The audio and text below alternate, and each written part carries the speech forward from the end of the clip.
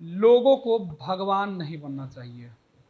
अब ये बातें राहुल गांधी ने नहीं कही है, ये बात आरएसएस के चीफ मोहन भागवत ने कही है। दरअसल राहुल गांधी जब संसद में और संसद के बाहर ये बातें कह रहे थे कि नरेंद्र मोदी जो देश के प्रधानमंत्री हैं वो खुद कहते हैं कि वो बायोलॉजिकल जो है वो जन्म नहीं है,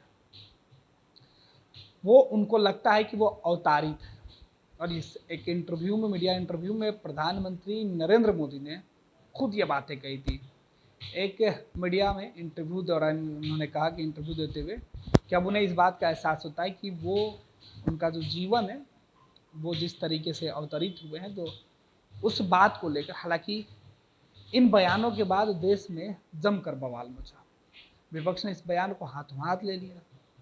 लेकिन अब जब राहुल गांधी संसद में और संसद के बाहर ये बातें कह रहे थे कि प्रधानमंत्री नरेंद्र मोदी को लगता है कि वो बायोलॉजिकल पैदा नहीं है, जैविक तौर पे उनकी उत्पत्ति नहीं हुई है, तो ये बीजेपी के नेता, जो बीजेपी के समर्थक थे, वो कह रहे थे कि प्रधानमंत्री के मान सम्मान को ठेस पहुंचाया जा रहा है।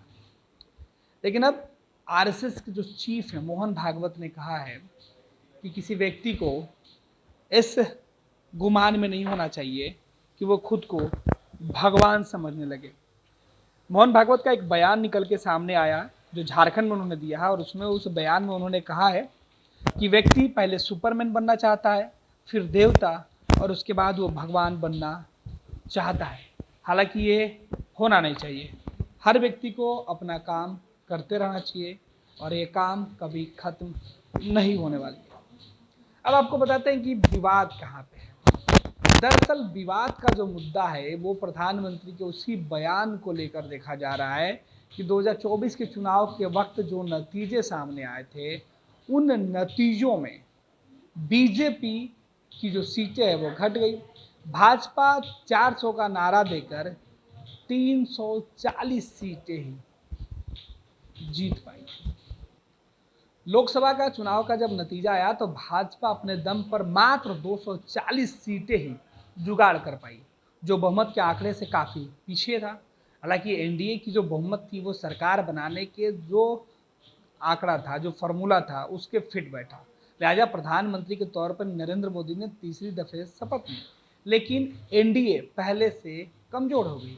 2014 और 2019 में भाजपा अपने दम पर बहुमत से आगे थी। लिहाजा नरेंद्र मोदी की एक छत्र राज था बीजेपी का। लेकिन अब प्रधानमंत्री के तौर पर नरेंद्र मोदी ने शपथ तो जरूर लिया है, लेकिन इस बार उनके सहयोगी, उनके दो मजबूत बैसाखी हैं। और इसी बात को लेकर कांग्रेस के जो नेता राहुल गांधी है, हर वक्त सवाल उठाते रहे हैं कि प्रधानमंत्री को इस बात का एहसास है, पीएम मोदी को ये लगता है कि वो जो पैदा हुए हैं नहीं बल्कि वो अवतरित हुए हैं, खुद को वो भगवान से अपनी तुलना करते हैं। और इसी बयानों के बीच खबर ये भी निकल के सामने आई कि अब बीजेपी के संगठन से संघ के नेता, बीजेपी के कार्यशैली से संघ के नेता काफ़ी नाराज हैं।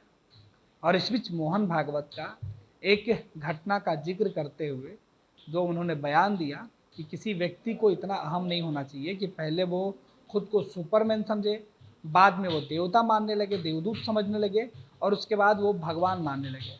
जीवन में ऐसा नहीं होता है। आपको किसी भी बिंदु पर जाकर फुल स्टॉप नहीं लग सकता है, आपको आगे काम करते ही रहना चाहिए। अब मोहन भागवत के इस बयान को अलग अलग तरीके से पेश किया जा रहा है।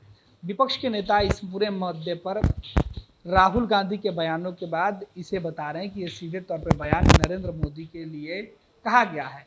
यानी पहले राहुल जो तंज कसते थे, अब मोहन भागवत ने कसा है।